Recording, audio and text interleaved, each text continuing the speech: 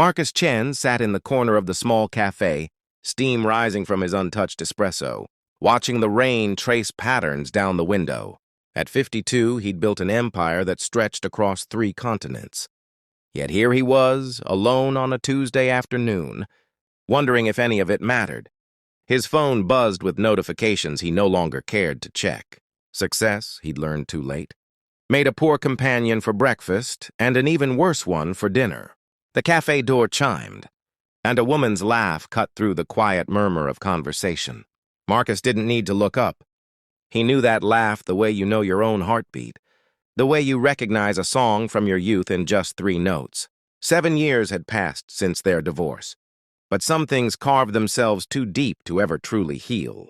Sarah walked past his table without seeing him, her hand gently guiding a small boy of about 6. The child clutched a worn backpack and hopped between the black and white tiles, like they were stepping stones across a river. She looked different, Marcus thought.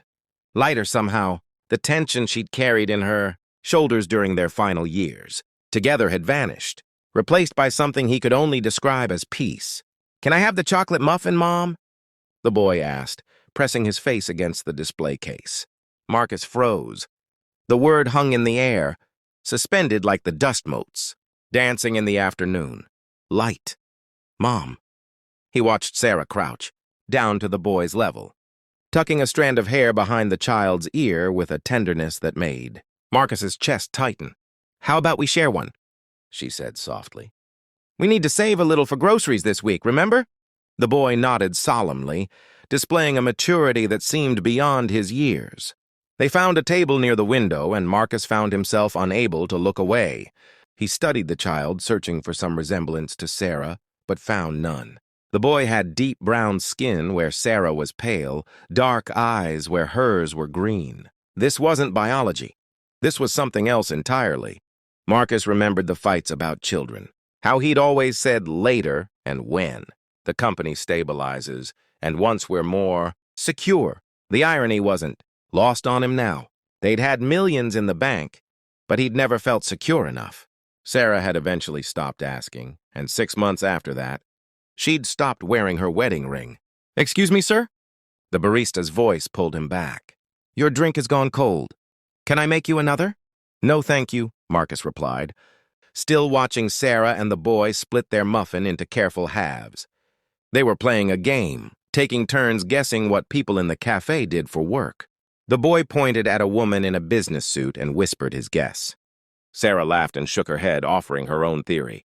Their joy was so pure, so complete, it made Marcus acutely aware of every empty space in his own life. He should leave. This was crossing a line, observing them like this. But something rooted him to his seat. Perhaps it was curiosity.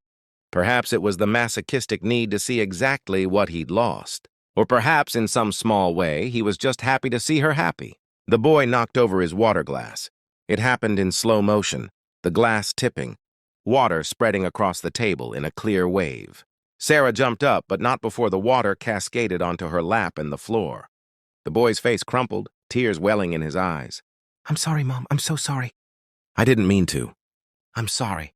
The apology came in a desperate rush, and something in its urgency made Marcus's instincts flare. This wasn't a child afraid of punishment for a simple accident. This was something deeper, something learned. Sarah knelt in the spreading puddle, heedless of the water soaking her jeans, and pulled the boy into her arms. "Danny, sweetheart, it's just water." "It's absolutely okay. Accidents happen. You're not in trouble. You're safe.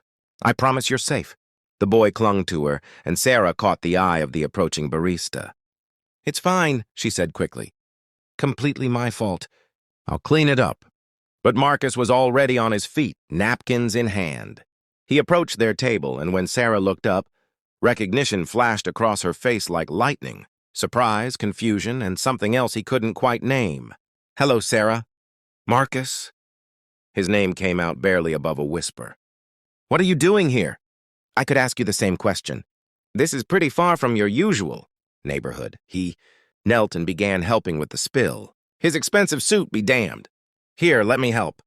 Danny watched him with cautious eyes, pressing closer to Sarah. The boy's wariness spoke volumes. painting pictures Marcus wished he couldn't see. This child had learned early to expect punishment, to fear adult reactions. "This is my friend, Mr. Chen," Sarah said gently to Danny. "He's a nice man. It's okay." "Hi," Danny said quietly, and Marcus felt something crack in his chest. "Nice to meet you, Danny. That was quite a spectacular spill. I once knocked over an entire pitcher of orange juice at a business dinner. Got it all over a very important client." He smiled. We still laugh about it. The ghost of a smile touched Danny's face. They cleaned up the mess together.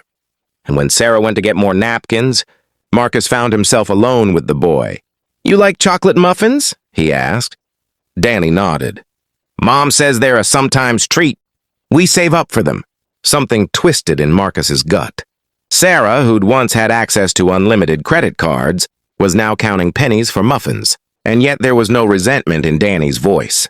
Just acceptance and the simple joy of sharing something sweet with someone he loved. Sarah returned, and an awkward silence settled over them. Marcus knew he should leave, offer pleasantries, and move on. Instead, he heard himself ask, "Would you join me for a moment? My table has a better view." He saw her hesitation, the protective way she touched Danny's shoulder. But curiosity won out, or perhaps it was something else. They moved to his table, Danny between them like a small bridge across a vast canyon. "So," Marcus said, unsure how to begin, "you're a mom now." Sarah's expression softened as she looked at Danny. "Almost. The adoption isn't quite final yet. Another few weeks? Foster care?" Marcus asked gently. She nodded. "I became a foster parent 2 years ago. Danny came to me 8 months back."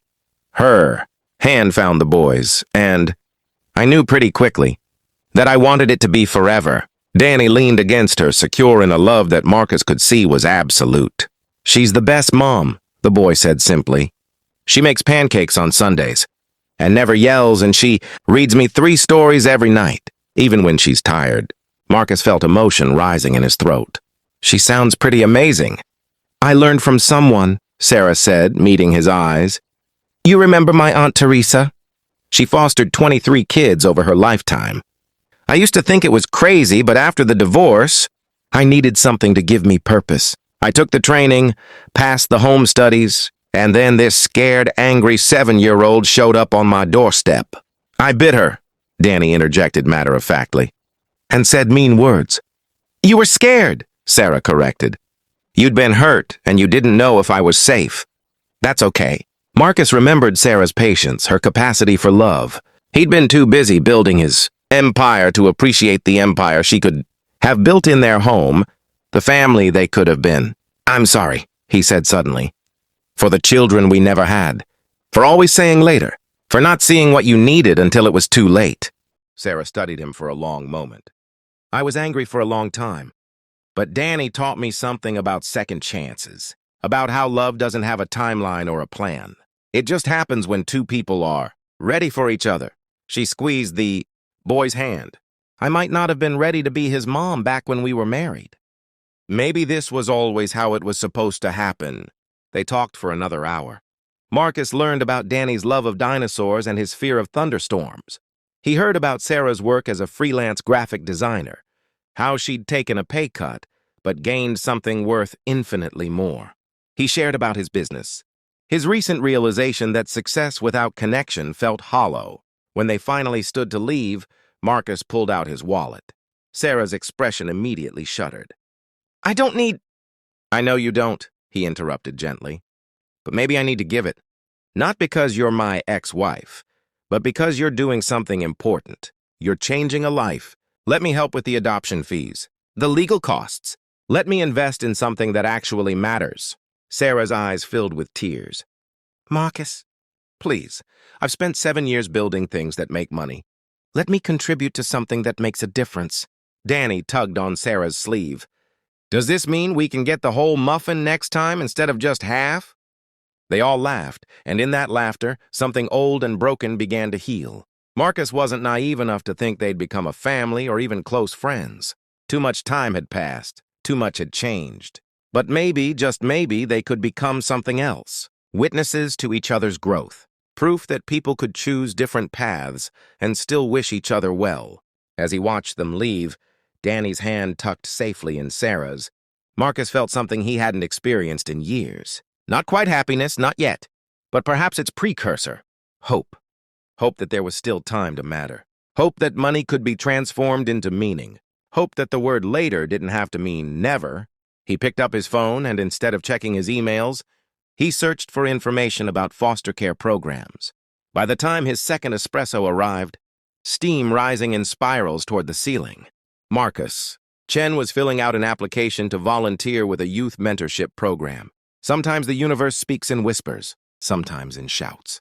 And sometimes it speaks in the voice of a little boy calling someone mom in a crowded cafe, reminding us all that family isn't always about blood. It's about showing up. It's about choosing love. It's about second chances and chocolate muffins and 3 stories at bedtime, even when you're tired. It's about being finally and fully enough,